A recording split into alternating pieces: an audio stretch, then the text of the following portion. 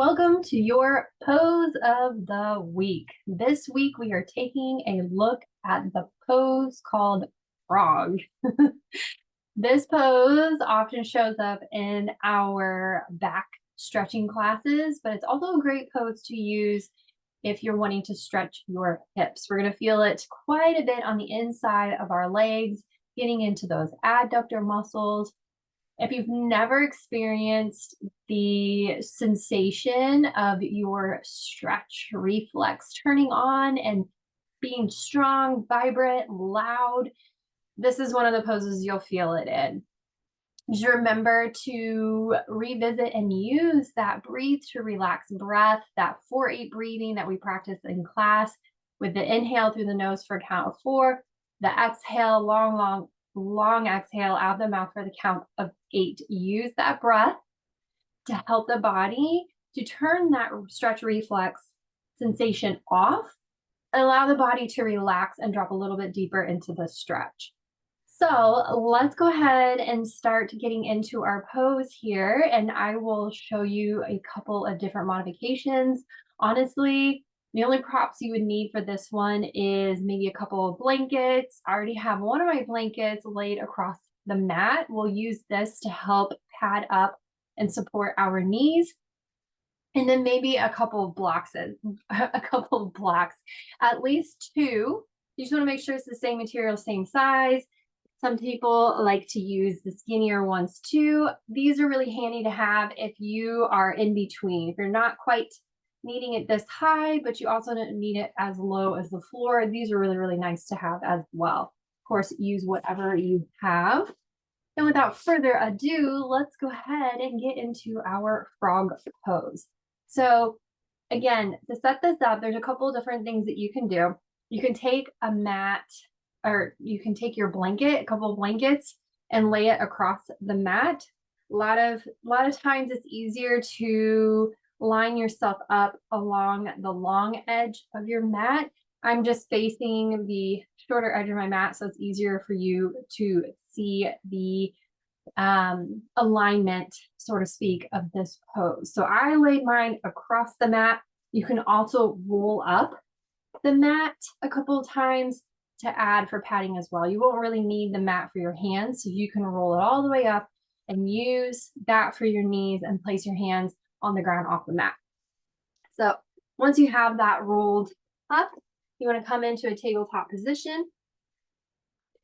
Your hands are going to come right underneath your shoulders, and you're going to stack your feet or your knees underneath your hips and start to wing out your feet. So the feet are going to start to wing out to the side. Feet are going to point out, heels in, and you're going to start to make somewhat of this W shape with your leg and your foot. And then you're going to walk one knee out towards the side, and then the other, and then the other, and then the other, and then the other, adjusting your feet as you move out. Again, the toes are going to point out, your heel is in to the best of its ability. I know it's a really funky shape here. And you want to walk your knees out until you start to feel a little bit of that tug on the inside of your thighs, right? As you're here and you are holding this for the full 5 minutes, whether it's up to 2 minutes, you'll start to feel a little bit more of the relaxation and lengthening through the muscles so that you can drop deeper into the pose. So you may have to readjust your hands here so that you're underneath your shoulders. Spread your fingers using our nervous system hack here to help calm and relax the body. And then I want you to check in with the pelvis here. I don't want you to have a lot of curvature or really dumping into the back. I want you to slightly tuck your hips or tuck your pelvis in. You have a little bit of a neutral spine here. Now, as you're here, you're going to feel this is a really uncomfortable, awkward pose, and the body's going to do everything it can in its power to get you out of this pose. One of them being, if you're actually coming into this space of relaxation already, you'll feel the body gently guide the chest forward. And if you try that, you'll feel that the stretch gets really, really easy. Of course, if you have a lot of any kind of pain or extreme discomfort, even if you're walking your knees in slightly towards the midline, you can slightly go forward and pause here, breathe here. And then as you start to deepen the stretch and create a little bit of that space, get in the body where it's in that space of trusting and relaxation, or as relaxed as we can be in this pose, then you can start to walk the knees out and guide your hips back. This goes for any version of this or any modification that you take. You just want to make sure that your hips are stacked over your knees. So as you are deepening into this pose, you just every so often check in and make sure that the hips are staying stacked over the knees. And of course, if you need to deepen it, you slide your knees out a little bit further away from the midline. So out towards the outer edges and beyond the mat. So feet are winging out. Hands can stay right here, straight arms, shoulders stacked over elbows, stacked over wrists, fingers are spread. This is a really good, sturdy place to be. Just relax through the neck, the shoulders, and let the head hang. Close your eyes and breathe here. Every so often, checking in, making sure you're pressing the hips back slightly.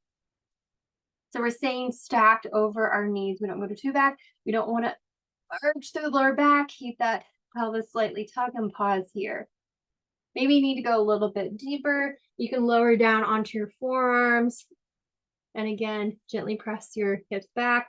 This is a good place to practice palms up to the sky. This is another nervous system hack that we use. Relax the shoulders, relax the neck. Head hangs here. Maybe you need a little bit of support.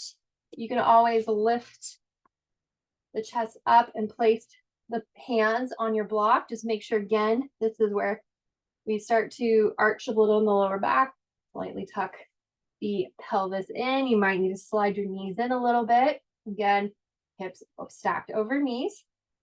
And of course, you can come down to forearms on your blocks. And you may even find it really comfy to use the block to rest your forehead on. You can always do that as well. So just remember, careful not to lean forward, getting yourself closer to lying down.